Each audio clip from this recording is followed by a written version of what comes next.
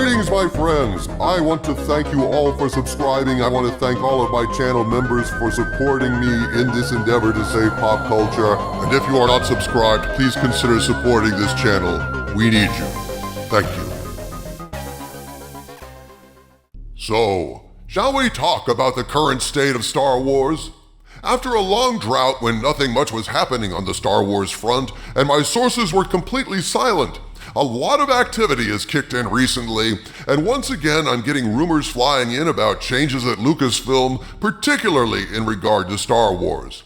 According to a recent string of rumors centered around Lucasfilm's most recent and most spectacular failure, The Acolyte was the last straw in a lot of ways. My Hollywood spies laid out exactly how the decision to release The Acolyte may have changed the course of Star Wars history due to a risky bet that KK made with Iger, as previously reported in the following update, which I am again presenting as rumor and asking you to please take with a grain of salt. Quote, The Acolyte. We have confirmed that this show was completed and was 100% ready for prime time at least a year and a half before it was released. Due to the very poor reception of test screenings, The Acolyte went into reshoots and it was 30 to 40% reshot at that time. Allegedly, the test screenings were even worse than before. The Acolyte then was rewritten with the help of Dave Filoni. Allegedly, this is where and when the witches were added. And they 100% reshot the entire show with Dave looking over the shoulder of Leslie, and this is The Acolyte that is now on Disney+. Unfortunately, the test screening for this version of The Acolyte didn't do much better than the original version, so Disney decided to sit on it, unquote. Now that's the reason why it was allegedly delayed for so long. There was talk that it might never be released, it was so bad back in the day, and that Disney might just take a write-off for it. And yet, they finally did release it, as you know. Why did they change their minds? My spies continued with the following allegation, quote, According to our sources, this is where KK steps in to do everything in her power to make The Acolyte happen. Allegedly, KK made some kind of deal. If The Acolyte performed well, Dave would get free reign to do as he sees fit. If it performed poorly, she would turn over Star Wars to whomever Bob wishes. Basically, she would walk away from Star Wars and retire. We don't really believe this, unquote. And that brings us up to date to this current moment. The uptick in rumors lends some credence post-Acolyte that there is renewed activity on the Star Wars front. Jon Favreau is allegedly kicking things into high gear in the upcoming Mando and Grogu movie, bringing back beloved characters, taking what steps he can to repair some of KK's destruction, but there are also a lot of little signs and portents of change in the air, my friends, that are not rumors, but facts.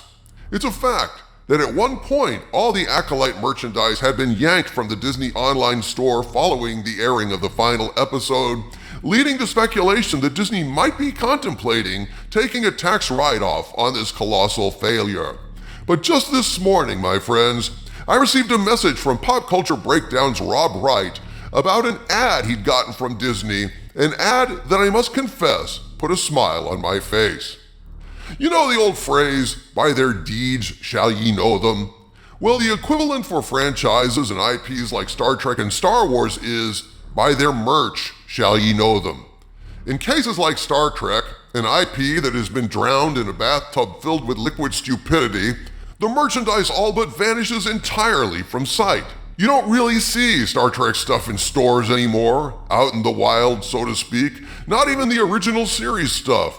Sure, there are outposts online, collectors' specialty sites, where you can still find Star Trek stuff, but in the larger world, it's almost like it doesn't exist anymore. But in the case of Star Wars, you can tell a lot about the current state of the IP by what merchandise they're pushing.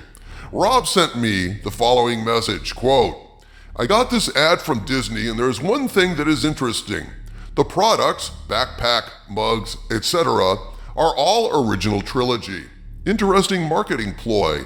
The C-3PO head is dumb and it's somewhat woke, but is this a sign that Disney Lucasfilm is changing? Or is it a desperate attempt to actually make money? Unquote. Well, I don't know, my friends. Take a look at what's in this ad and tell me what you think.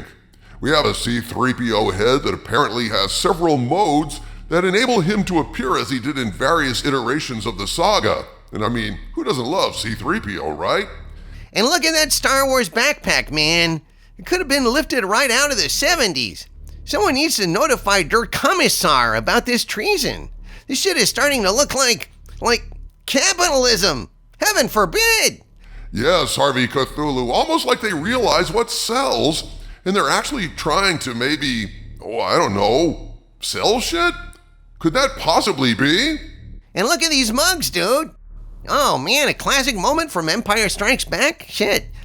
You don't get any more original trilogy than that. And, holy smokes, it's a white heterosexual couple expressing normal love. What the hell's going on here? Have I stepped into a parallel dimension? A dimension of sights and sounds? Is that my signpost up ahead? We're in the Twilight Zone? And look at the incredibly retro designs on the t-shirts those adorable little Muppets are wearing. It's almost as if they used a time machine to raid a warehouse of stuff in 1978, situated right next to the Astrodome. This stuff definitely reeks of that classic era of disco-infused design. Are you planning on making any purchases, Doomcock? Oh, hell no, Skull of Calderon. My wallet is closed to Disney until such time as they cut out this shit, decanonize the sequels and all those horrific TV shows, including Kenobi and Acolyte, repair the relationship with Gina Carano, and give KK her gold watch. Still, in terms of tracking trends, reading the tea leaves, and trying to scry the lay of the land through our crystal ball TM, after Disney hit rock bottom with the Acolyte, they may be flailing around trying to find a way out of the pit they've dug for themselves. They may be finally having that come home to Jesus moment, that moment of sobriety where they admit their sins and start the slow process of apologizing and setting things right. For many, it's just going to be too little too late, no doubt. But me personally, I hope that Jon Favreau has one more miracle in him. But I'm not holding my breath.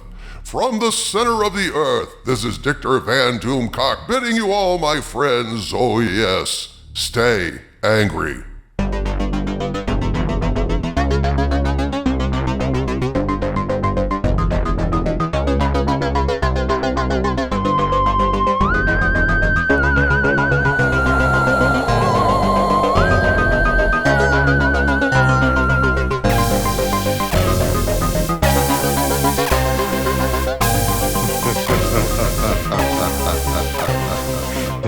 Ha ha ha ha ha ha ha ha ha ha ha ha ha ha ha ha ha ha